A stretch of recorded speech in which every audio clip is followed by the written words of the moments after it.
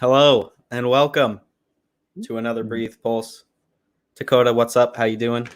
Hey, Davis. Nice to see you, man. Good to see you. I'll let you get right into it. We're in for a treat tonight. Well, hello, everybody. Welcome to the Breathe Pulse. My name is Dakota Collins. I'm the Chief Business Development Officer and co-founder of Discover Breathe. Breathe serves as a connection point for individuals seeking mindful experiences. But solely our mission is to help people discover their purpose so that we can awaken our world. Here at Breathe, we are an interconnected community that is here to serve you all. But tonight, we're buckling in for this Breathe Pulse. A Breathe Pulse is an extension of the Breathe Purpose.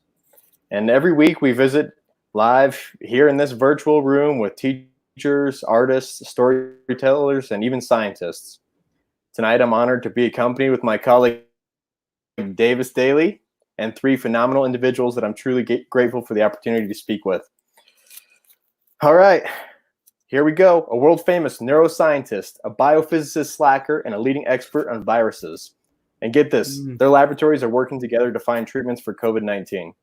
So with big hearts, let's welcome doctors Ann Schaefer, Danette Daniels, and Sasha Tarakhovsky. Jazz hands.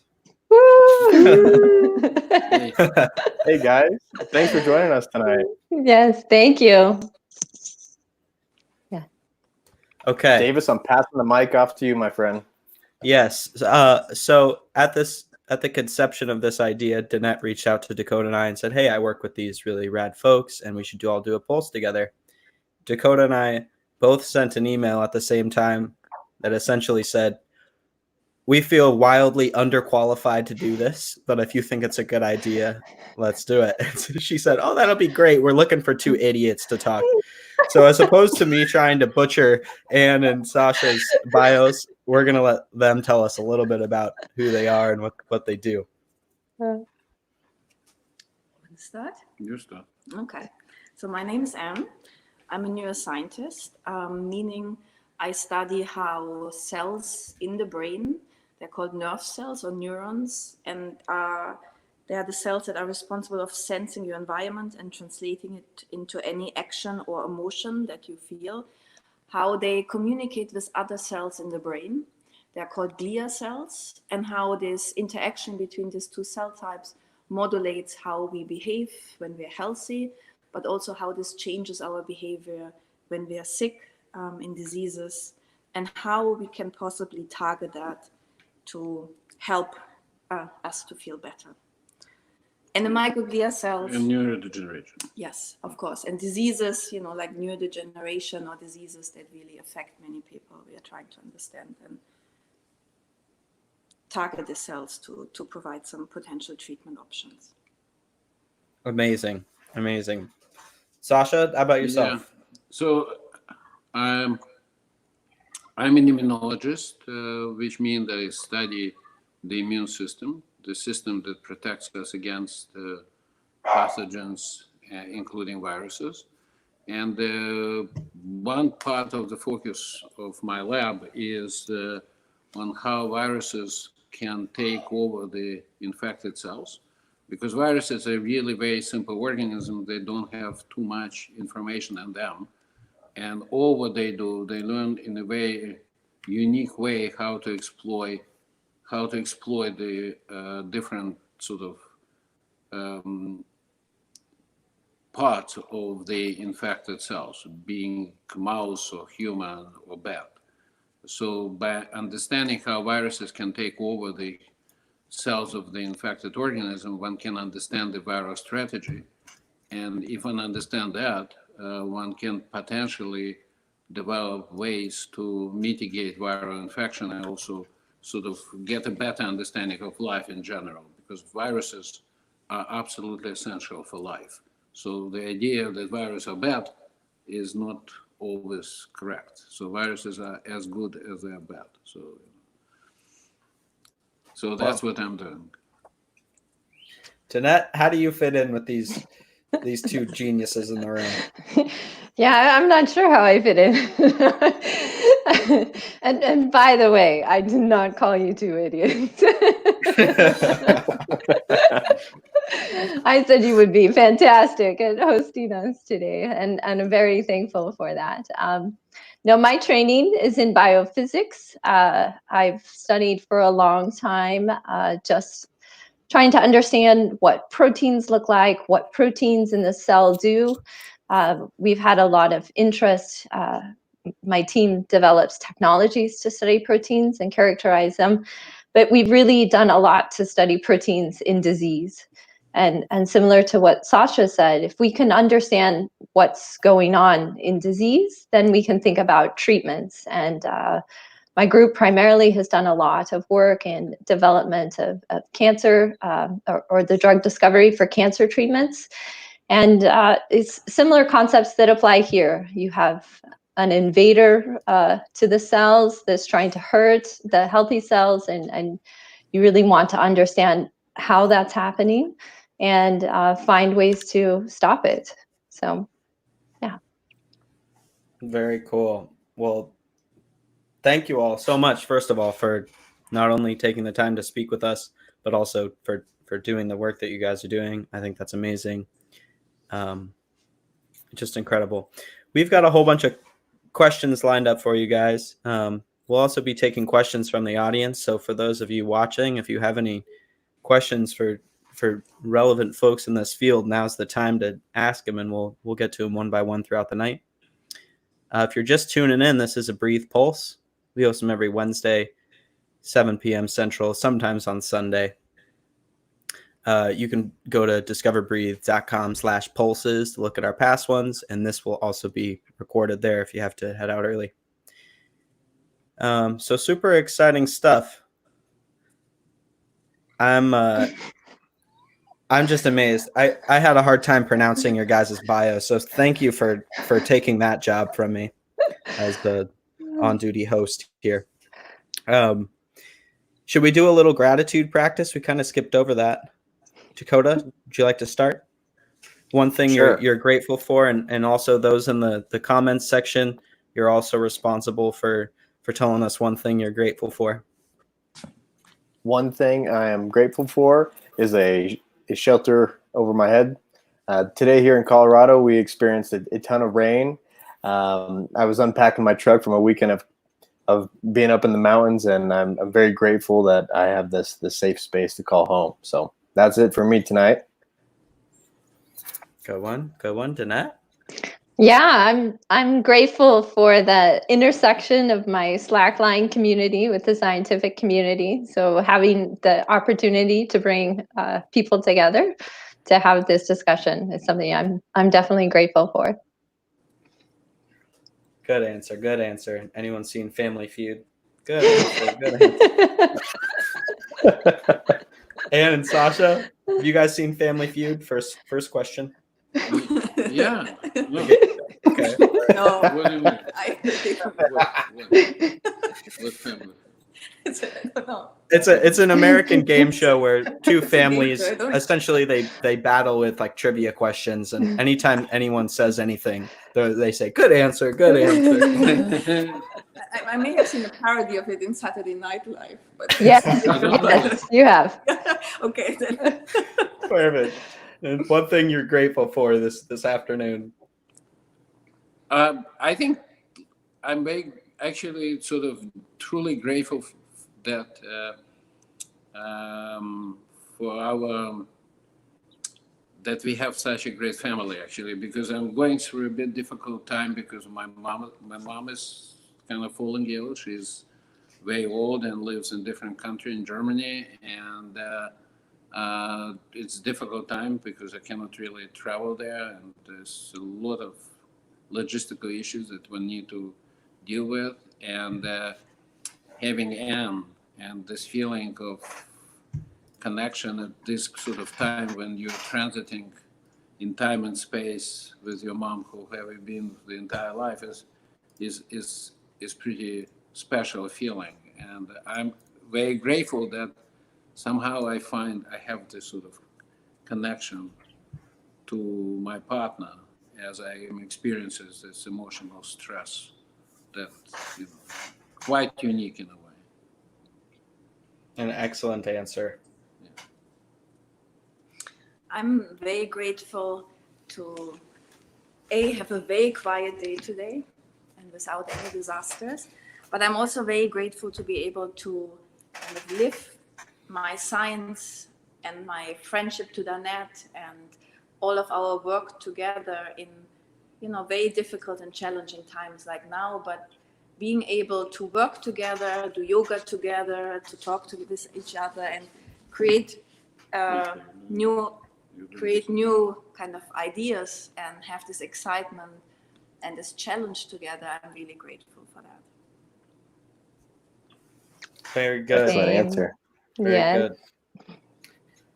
My answer for the evening is going to be, I'm grateful for the Breathe Pulse platform because it's given me a great space to work in and collaborate in and keep the Breathe spirit alive and going. And it's been an honor to work on this whole thing, and it's been really fun. Yeah. Thanks, Davis. Thank you. Thank you. Okay, should we start in on these hard-hitting cues? Go for Questions? Excellent. Let me craft one from my procured list here. I hope you have your calculator out. Okay, so we know what each of you do for a career, and we have a little bit of insight into how you all come together and work together. But if you guys could just elaborate a little bit more in as layman's terms as possible as to how you guys collaborate together in the workplace and how that relationship formed from the start. Yeah. I mean, our Well, how like I know how we know each other. Yeah, I know you guys. Well, I know you guys don't work in the same laboratory every day. We met Danette many years back because all of us are interested in an interesting branch of science, which is called epigenetics. And to make it simple, this is sort of type of science that asks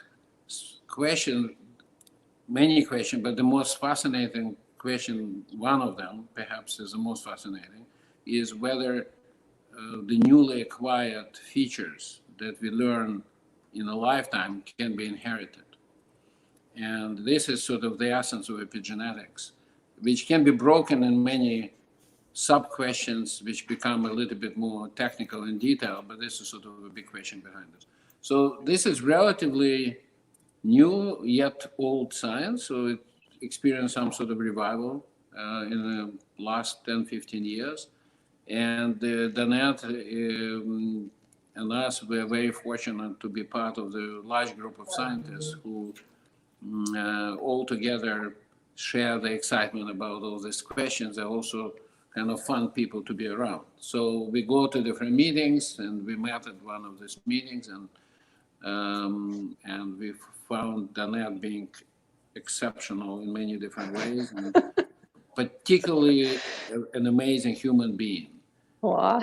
Yeah, and I think it is something that we sort of rediscover again and again in the course of recent years, but especially now when we collaborate together on new projects where we found Danette being one of the most fascinating, most productive, and also cool collaborators.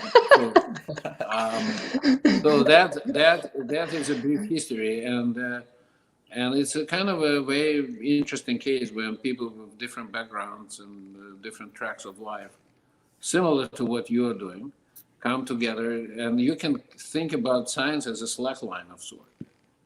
It's not very different. It can be shaky. No, It can be shaky. No. It is more definition of a path, right? That's It's right. It's a definition of a path that you're taking, and you kind of follow certain intuition, and it's not about danger or fear. It's actually more inner calling, and how you handle this is a very different thing. But you cannot walk the line as you experience in your life this sort of, you don't walk line together with other people, but you walk as this collective line together, right? And so that is very similar. Danette is the one with whom is fun to do it. Well, thank you. No, I've known Anne and Sasha, I think, for 12 years now. We met at a conference in Italy, at an epigenetics conference. But we all have our own specialties that we're really good at, and I think just the three of us together complement each other so well. I think, just like every team has their strengths and different perspective. When you bring that together, you are so much stronger as a collaboration for kind of tackling and handling a problem as you see it. So I feel really fortunate because I don't have the expertise that Anne and Sasha have, but Anne told me like 2 months ago, she goes, "We're going to talk every night about data." And I was like, okay. And yes, it's almost been every night we talk about data, even on the weekends. So, but it's exciting, right? We're learning, we have all these questions, and just taking the questions amongst the three of us and the people who work on our teams too, as well. I mean, we start to come up with a lot of interesting ideas by all working together. And this situation especially is something where you need that collaboration. You need many different perspectives to solve a very challenging problem. So yeah, I feel very fortunate to work with both of these. So. And we are not easy. I can definitely attest to the whole data thing. Prior to us going live tonight, Anne and Sasha pull up on the screen. They're like, "1 second, we just got this data from Danette. Super interesting." Yes. So definitely attest to the mass data being sent back and forth. So, yeah. All right. Yeah, and great data, I guess it's like having a really great Slack line, right? You don't get it that often, but you always work for it. And once you have it, it's an amazing feeling. So, yes. Yeah. Right on. I love it. Yeah. I absolutely love it. If you're a Slackliner, give us a thumbs up in the comments, and let's see how many Slackers we got in the house.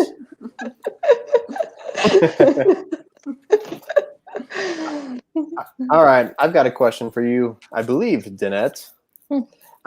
So we've been seeing COVID-19 in the news. It's consumed most of our lives.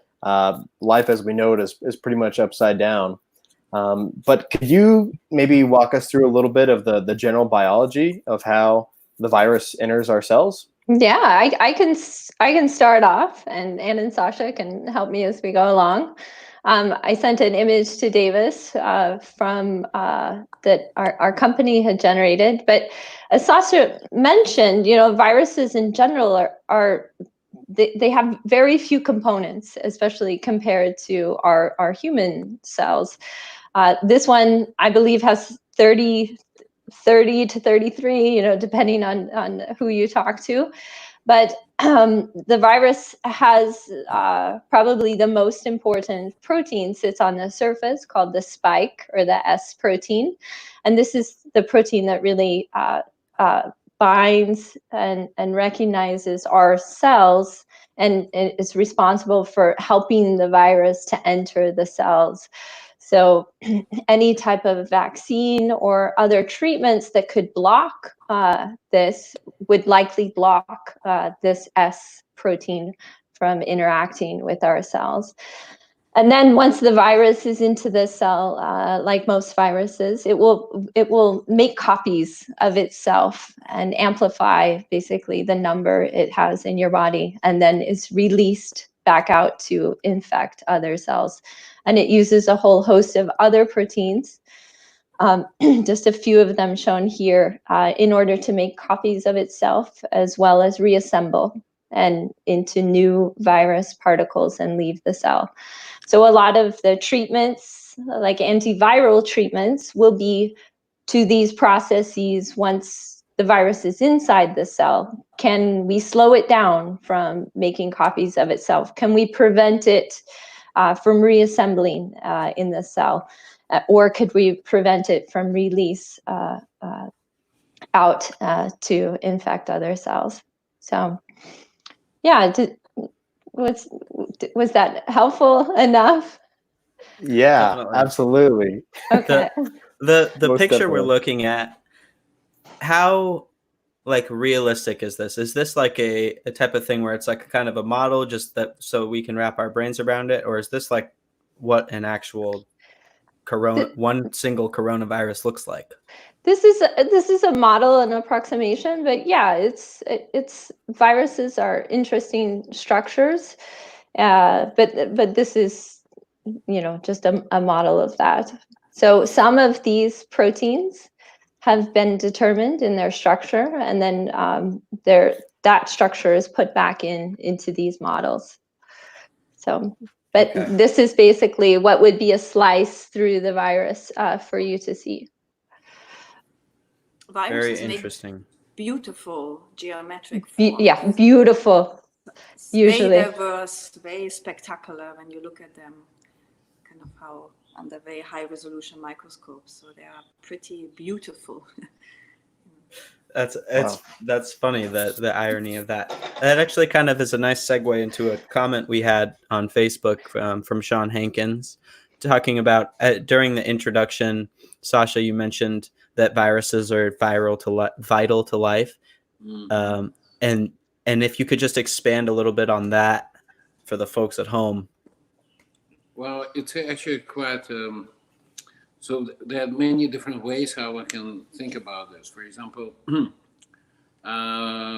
one of the main viruses that is not that important maybe for human in a direct way is so-called bacteriophage. And bacteriophage is a virus that attacks bacteria cells. Okay, so bacteria become a target for the virus, and once the bacteriophage enters bacteria, it attempts to kill bacteria. So if, let's say, we were not to have bacteriophages, the life on Earth will cease to exist because we will be all swarmed by masses of bacteria growing absolutely uncontrollably. And within a few days, in a sort of unrealistic scenario, if bacteriophages were not to exist, we will be done. So bacteria will overgrow absolutely everything. So the point is that bacteriophages are everywhere, and they remove, but sort of they control the amount of bacteria of different type in a space, and that is a major contribution. This is true for every ecosystem, and we also carry tons of bacteria. As you may know, each of us carry about 4 kilograms of bacteria in our body. And much of this bacterial life is controlled by bacteriophages, which are taking care of the growth of bacteria. So this is one example. The other example is that viruses challenge major challenges of life of complex organisms. So because viruses are parasites, and the parasites come to a cell with the purpose of exploiting the cell mechanisms for the benefit of the virus. So they use different tools to do it. So the cell must change its own behavior, if you wish, or tools that are used by cell for various functions to escape the viral pressure, right? So the virus comes, try to do something for the benefit of the virus inside the cell, and the cell adapts and prevents the virus to be in control. So the moment the cell adapts, the viruses adapt, and this story goes on and on and on and on. And because of this ongoing arms race, as some people would say, many of the living organisms emerge in this remarkable complexity, because much of our complexity is actually made to be somewhat resilient against many different pathogens which are constantly attacking us and invading us, although we don't register it sort of consciously. And this very process of competition between the pathogens and the and complex organism, including human, is a very important driving force behind evolution of any living system. And it's also the reason why we reproduce sexually, because when we reproduce sexually, we mix genes, and by mixing genes, we're creating new qualities that are temporarily unknown, so to speak, in quotation marks, to pathogens. So diversity is the best way to overcome susceptibility to viruses, and that's why, for example, those who don't breed in a diverse way, they frequently have genetic disorders that make them very susceptible to the virus. Viruses drive this amazing heterogeneity or diversity of life, and it's a constant process. So we constantly advance against viruses, and viruses against us. It will never stop. And it doesn't mean that we are talking about winning or losing, because sometimes it becomes a peaceful cohabitation. So many of bacteria, for example, that we carry are not pathogenic. So we live with them, we actually use them. They're important for everything from digestion to our cognition. But at some point, some of these bacteria were actually very dangerous. They can still be dangerous for whatever reason if our immune system becomes weak. Some of these bacteria may see us as a sort of breeding turf and become very aggressive. But as long as there's a balance, as long as it's arm race, it serves mutual reinforcement. I'm not saying that the virus like COVID is necessarily helpful, but this is a part of a bigger picture. So as long as life exists, there will be a process of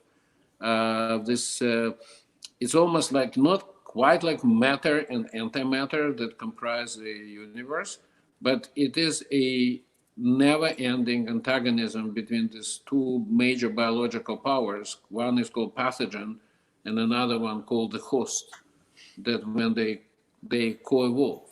And we actually, we carry in our genome, so all of our cells, each of us has a genetic content that defines us.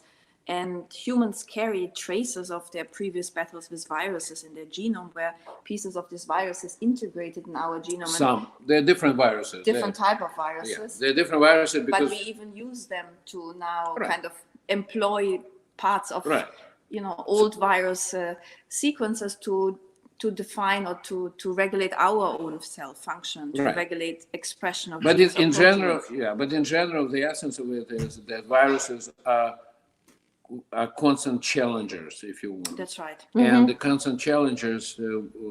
That's right. It's not, one cannot see as a process that occurring necessarily within a lifetime of an individual.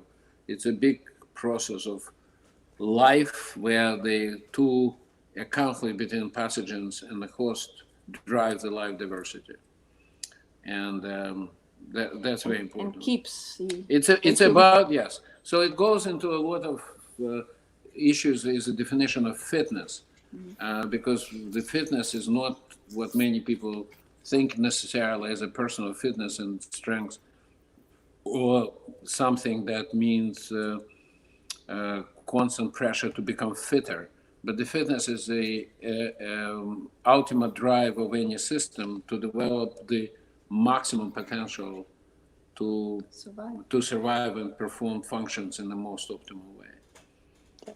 So it's a fight of different fitnesses, if you wish. Crazy interesting stuff for sure.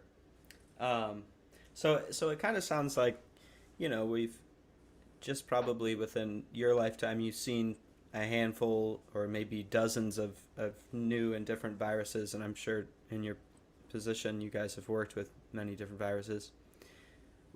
Why is this virus impacting my day-to-day life so much more than any other virus? Like what makes this different?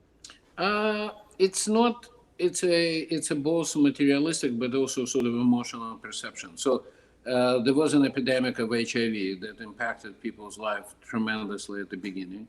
And I think if one talks to people who experience this, you would get a very clear perspective how viruses can change the view on many aspects of societal behavior, not so different compared to COVID. The Spanish flu was not different, perhaps worse. Then there are waves of pandemics that were very lethal. And then there are many sort of hidden diseases that we don't talk about as because they sort of occur outside of a realm of life of, let's say, North America or Central Europe. And these are diseases that ravage Africa and South America, like dengue fever, yellow fever, malaria, Ebola, and drug-resistant tuberculosis. These diseases taking life of many, many millions of people. And for example, yellow fever infects every year 200,000 people worldwide, and it's a lethal disease unless people get vaccinated. Dengue is not different. So, but the difference is that these diseases are sort of part of daily life of many people, not in this country and not in Central Europe. So pandemics like coronavirus pandemic are affecting us because they represent quickly spreading infection with a high lethality and non-manageable health problems that occur simultaneously in a sort of rapid fashion, and then creates a true challenge for any healthcare system, which also drives naturally the feeling of fear and despair and uncertainty, because everyone wants a drug, and there's a feeling that drug will come, a vaccine will come. But the point is that this is a very slow process. So there's sort of a disconnect between the wish to be cured and the reality of life that the cure may be far away. I think that's one of the reasons why the life is so impacted. Yeah, we worked on the H1N1, which was a terrible virus. But, you know, if you look at how that started and how this started, that should have shut down a lot as well, but it didn't. So it's hard, you know, just what Sasha said, you know, this being everywhere in all the countries, like present to some fashion in all the countries has what really, and so this high lethality has really made this one a lot different than previous viruses. And this is also the first virus, the really first virus. It's a first pandemic of the internet age, and one has to take it into account. There were no pandemics before that coincided with the presence of global internet connection and networks that amplify the spread of information and emotions connected to this. So I think that's what is fundamentally different between these epidemics or pandemics and any other pandemics before. That's very interesting. Wow. Well, I'm curious for you all, you know, we're all in this time, you know, what is it like to be a scientist right now? You know, are you guys scared, or are you guys, I mean, what's going through your head?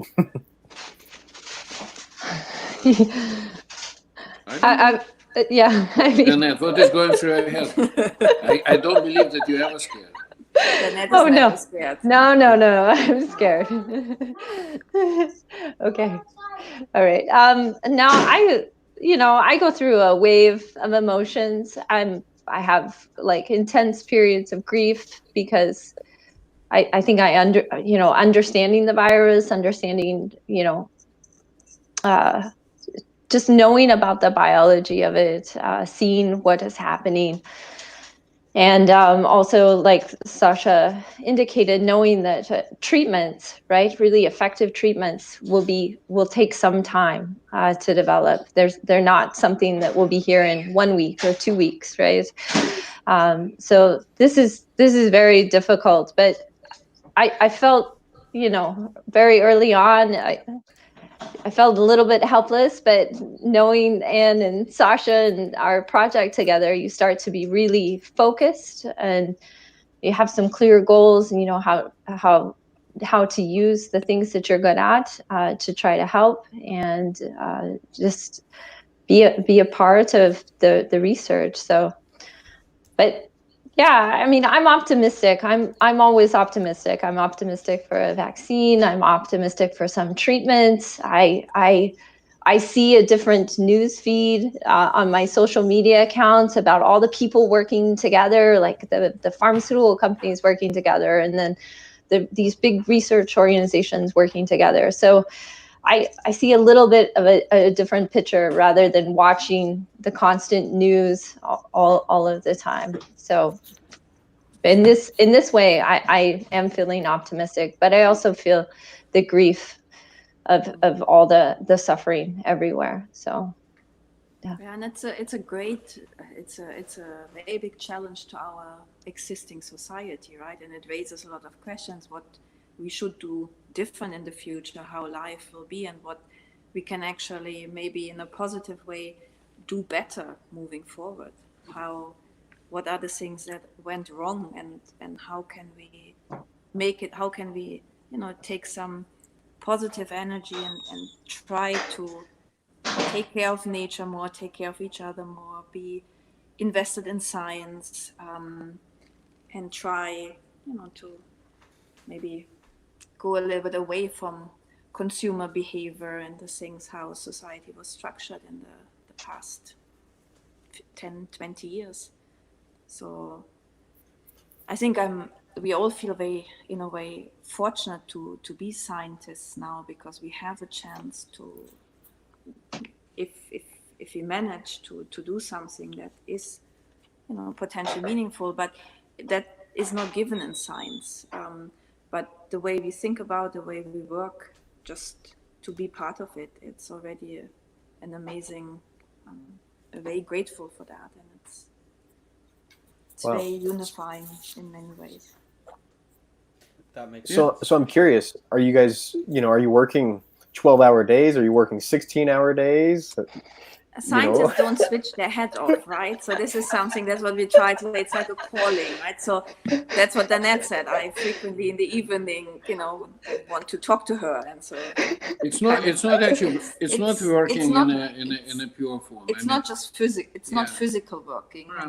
It's a bit of a complex thing, because I don't call it working really. You call it a life choice. It's well, I mean, it's you sort of you need to be focused. It's very similar to what you do, guys. Yeah. So you really have to think about one thing that sort of fascinates you. And this virus is fascinating because it has so many multiple sort of facets and faces and trajectories, which is very hard to understand. So yes, which is sort of new to the field, and when it's of course very inhuman maybe to think this way, but there's some beauty to what we are seeing. Unfortunately, the same is true for HIV. So, and actually the history says that HIV taught us so much that we learn a great deal about life because of this virus. So every time you face a terrible enemy, sort of like this, like cancer or viruses, as terrible they are, they teach you so much about life and how life moves around and how it works, that perhaps without that you would never be able to do these things. But working is a difficult definition. So I think you work differently when you're young, because you work in a lab and you're messing around with your hands and doing experiments. Anna and I at different stages of our career, where we sort of meant to guide the work of people who work with us, and also define the directions, and also make our thoughts clear enough that our labs can get funded, because we get funded by National Institute of Health or similar organizations. So it's our responsibility to convey our thoughts in a coherent way that would be met with a sufficient enthusiasm to support our research. So that actually takes quite a bit of time. But talking about work is you think about something and then you go swimming or running or you do nothing. You Slacklining. Yeah, Or you you're procrastinate, but slacklining. your mind works, and then you say, "Oh, maybe that's what." That sounds a bit. No. It's That sounds great. But I mean, you spend a lot of time in front of You the computer read, and read actually you read, what you other think. people have done. Yeah. You try to find, you hunt for parallels in past but diseases. You But try I would to- not romanticize it too much. I mean, it's, you think, and Yes. then and you challenge each other. So you have an idea, you call Danette and say, I think that's what it is. Yeah. Could you test it? And Danette said, that's a great idea. I will test it. I said, I don't think But that's what I work. don't like, I can tell you, when people say, "Oh, I'm working so hard, I'm working like non-stop, I'm such a workaholic," I always But that's feel very different. suspicious about these people because I think it is something not true. I think if you work hard, it's something. You don't talk about this. Because If you you love work it. hard, That's because right. Because you love it. Yeah, and B, I mean, it's there's some degree of no truth. I mean, yes, if you are young and you work in a lab, you frequently work hard because it is like building some device that you have to start in the morning and finish next day, so you can't really stop. So Or you work overnight. You work overnight, or you engage. It's a like any process of doing something physically, it takes a lot of time and effort and concentration. But if you think it is a non-stop process that engulfs you, like if you were to create a music or make a painting or anything, that's why it's called creative process. So science is not about, it's not, any job is creative, right? Potentially. But it's because being a little bit more abstract, it gives you a chance to do things which are completely unrelated. You can go surfing, but you can still work and perhaps come up with good idea. Yeah. And many of the good ideas actually came up with very famous physicists used to come who live at the beginning of 20th century. They used to go. Many of them were very famous mountaineers or cross-country skiers, and this was a very known pastime for them, which they connected to most creative thinking and getting bright ideas. So do you guys think on the slackline? And One- if you think, what do you think about? One correlation I'm seeing here is that, in general, your three sentiments about the virus seem to be quite optimistic, and even though it's something that's affecting thousands and thousands of people very negatively, you're able to kind of see it in a different light than that, or at least another light in addition to that. And something that I'm kind of come up into mind is like, when Dakota and I rig a highline, we know everything about it and we can dissect it. And so to us, like, we're very optimistic about it. We know it's going to work. We understand the systems and how everything's interacting. But someone just coming up off the street and looking at it, they think that we're like defying death and that, we're absolutely off our rockers, and how could we think of, this thing as safe. And so that's kind of one correlation I'm seeing, is it seems like you guys have a very good understanding of what a virus is. We are not there those yet. I would systems not. and- With COVID-19, I think we are far away from making it a stable line. right, Sure. but we Sure. are at the same time. It's more, this is a part of humanity. There's no way the humanity or life can exist without viruses. So we will be always challenged by pathogens, always. And as I say, they are terrible diseases that are confronting us. I mean, about 1 billion people worldwide are suffering from malaria. This is not an easy disease to fight. And every year, 2 or 3 million people get infected with drug-resistant tuberculosis, which is a horrific disease. And I'm not talking about HIV or everything we discussed. So it's a part of our existence. There will be never life without viral or pathogenic diseases. It's not possible.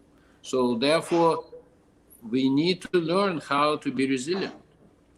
And what we are doing now, it's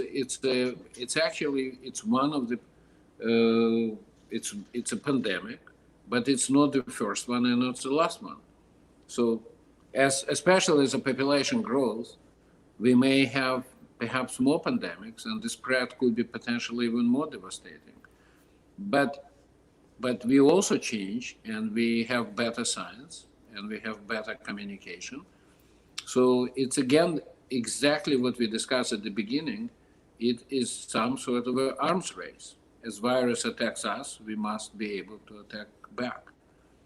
And it's just a process of getting fitter as humanity in general. We did have one question in the comments from Margaret. What do we have to learn about a virus in order to be able to produce a vaccine? We know pretty much, we know quite a lot. We know that vaccine is a tricky thing. Many people have a way, sort of, they have relatively, without being offensive, superficial understanding of vaccine. It's not learning only about viruses. Viruses have developed numerous ways to escape the attack from immune system. Yeah. And you can make something that would look a very promising vaccine because you're targeting the most relevant viral protein. However, virus may trick the immune system, and even if the immune system is sort of prepared to attack the virus will make it happen such that the immune system will not see the virus. The virus will be stealth. I don't want to go into long explanation, but knowledge of the viral protein that we are using is only part of the equation. There will be many different aspects of what makes vaccine possibly successful or possibly not successful. Yeah, I think not every virus we will be able, it's not clear that every virus that exists we will be able to develop a vaccine. And HIV is again an example where, after many, many years and a lot of research, so far we don't have a vaccine. We have treatment, but we don't have a vaccine. Right. So for hepatitis C, we have no vaccine, but we have an amazing treatment. Yeah. Phenomenal. Phenomenal. So you can treat hepatitis C completely. It can be cured. Hepatitis B, you have vaccine, but you don't have a cure. But the moment you know that there's a treatment, the virus loses its threatening kind of, if if I get sick and I can get treatment, you lose the fear of being infected, right? So this also goes a bit hand in hand. Vaccine is great, but one has to think about also, vaccines like polio were game changers because they change, or measles because they drop mortality and disability. It's a heroic struggle that also requires not only finding a vaccine, but also delivering it to millions and billions of people worldwide. Yeah, I do think that, it is promising, though, that people have started to develop antibodies against, in response to infection. So that is one promising thing about this, that they are seen with people who have been confirmed to be infected with the virus, some level of antibody response or immune response to fight it. So I know the people who are working on vaccine, we don't work on vaccine, are going after some of those same proteins that we naturally develop our antibodies for. So understanding what protein that's important in this coronavirus has been really critical for some of the vaccine development companies. So. Yeah. We need to be very positive and optimistic. It's a heroic struggle. against the virus, and then On many levels. and many levels. And what is also important, that it also creates a very important blueprint for rapid response to other infections that may come. And I think what we are seeing now is absolutely remarkable, because so many groups come, if you wish, together, despite they all belonging to different institutions, in order to develop an efficient way of treating virus or preventing it. Right. Yeah. So just to clarify for my head, Danette, when you say antibody, that's something that our immune system is producing internally. Yes. And then scientists are looking at what those antibodies look like and trying to mimic them or recreate or use that knowledge to then implement a vaccine. Am I following you? So the Sorry. yeah, so we've found that we have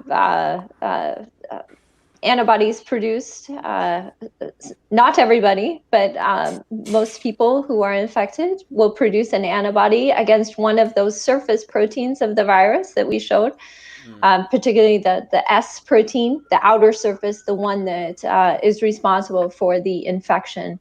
So people are using that S protein in order, or thinking about putting just that S protein in as something to initiate an immune response to recognize, oh, this protein was never here, right? I'm going to develop antibodies for it.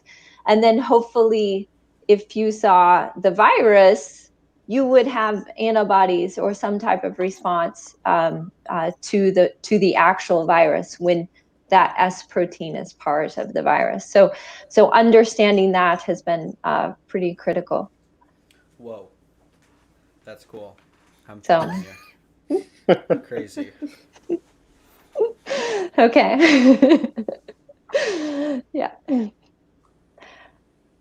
All right. Hey, Anne, I know you work with the brain. Okay, so can this virus get to the brain? Have you found out anything there? So in general, viruses can get to the brain, and they can cause a lot of problems when they get to the brain. So some of the viruses can create what is called an encephalitis. It's an inflammation of the brain that can be very lethal. HIV can cause that as well. With the COVID-19, there are a lot of reports now that there might be brain-related symptoms. It's not yet clear exactly which cells. There are cells in the brain that express the receptor or the molecule on the surface of a cell that is required for viral entry, but the studies are very early there. However, there are many symptoms that affect the brain that could have to do with changes in the blood flow or the integrity of the blood. And that can cause confusion, that can cause seizures, that can cause strokes. And so that you may have seen in the news a little bit. There were reports in New York of people that are otherwise, that don't have the lung symptoms of the virus, they don't have the breathing difficulties, but they present with unusual, out of the blue stroke events or confusion and things like that. Whoa. Wow. I'm learning more in just this, this 45 minutes than my entire undergraduate degree combined. So. And then, I mean, the other aspect is, right, whenever you have a viral infection, even if it does not affect your brain, you do develop a behavior that's called sickness behavior that is mediated by your brain responding to the invasion of a pathogen in your body. And that's what we describe when we have the flu, that we feel ill, that we feel depressed, that we get in social distancing, that we don't want to eat, we don't want to do anything that we usually want to do. And that's all happening in the brain, but that's a response more to a pathogen that invaded you. That's not the virus in the brain. This is just a response of your body, of your mind, to a viral invasion. Wow, Yeah, that's a trip. I know that social distancing and shelter at home and stuff like that, I can definitely just notice some changes in my brain. But I think that That's different now. I think you're talking a little bit different. I hear you. That's the other way around, right? Davis is calling me every 30 minutes. I'm like, hey man, Can we please do something? Well, hey, we've got a couple more minutes here before we wrap up. For those of you at home, if you have any last minute questions, fire them off. And Sasha and Danette, if there's anything that we haven't touched on that you feel like you want to tell the masses, and by masses I mean the 17 people watching this right now, let us have it. Is there anything that we're not asking that it's kind of you want to let us know about? I think it's great that what you're doing, because I think it's what you're doing is actually very interesting, because you're talking about negative effects of social distancing and sheltering and But strangely enough, this virus might have pushed our civilization to a completely new state. And what we are doing now is this sort of part of it, perhaps. So we are now, 72 people, 75? 17, 20, it doesn't matter. Engage in collective experience and thinking and communicating in a way that we have never done before. And this is something that, if you think about multiplicity of events like this, may have a very profound impact on connectivity between people who would otherwise never ever be connected. So we're getting completely new level of connectivity, I think, and create a society which may have a much better understanding of each other through all this, zooming and communication and working together in a very intense and two-dimensional space of zooming interface. So I think it's actually quite a remarkable new development in life of humanity that, for me, is an indication that we are moving to the new age, and I'm quite fascinated by this. I know that we were suffering from the viruses, and each of us may get really sick and with unpredictable consequences, but there is something really interesting what is happening now with respect to humanity getting more and more connected. It's like reaching the next level of connectivity. Love it, totally. Nice words. I resonate with that. Yeah. Thank you. Danette, and any parting words for your fans at home? I think Sasha just did it all. Yes, he did. That was, that's it. No, but we talk a lot about it. We talk a lot about it, right?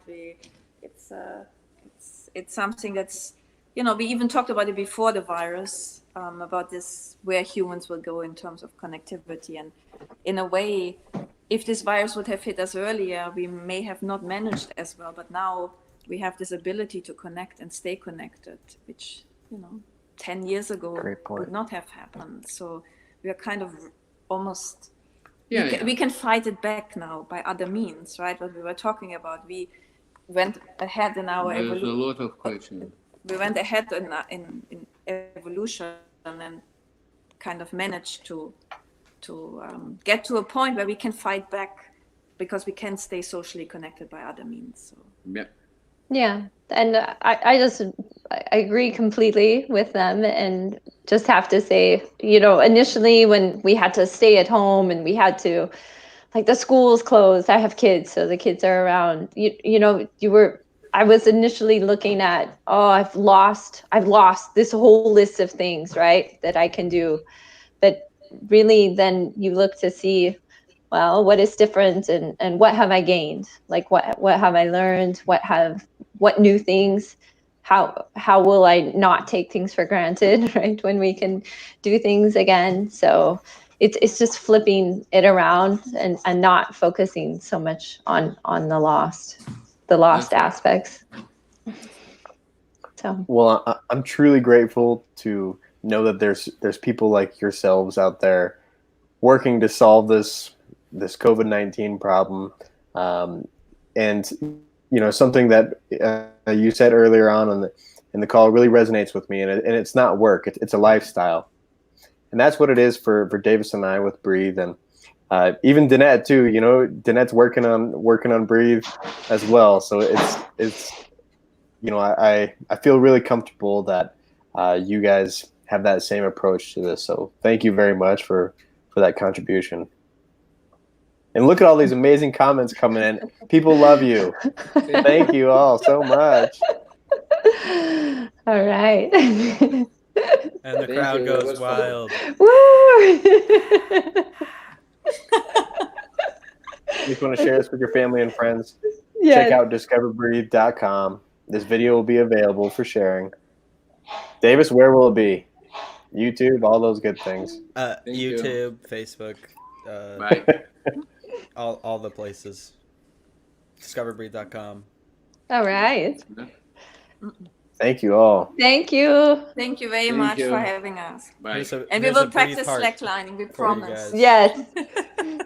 Don't call me later tonight, Anne. I'm taking the night off. Hopefully we get to see you all at Breathe next year. Yes. That's true. That would be great. Yes. Okay. Good night. Good night. Have a good. Bye. See you guys next week.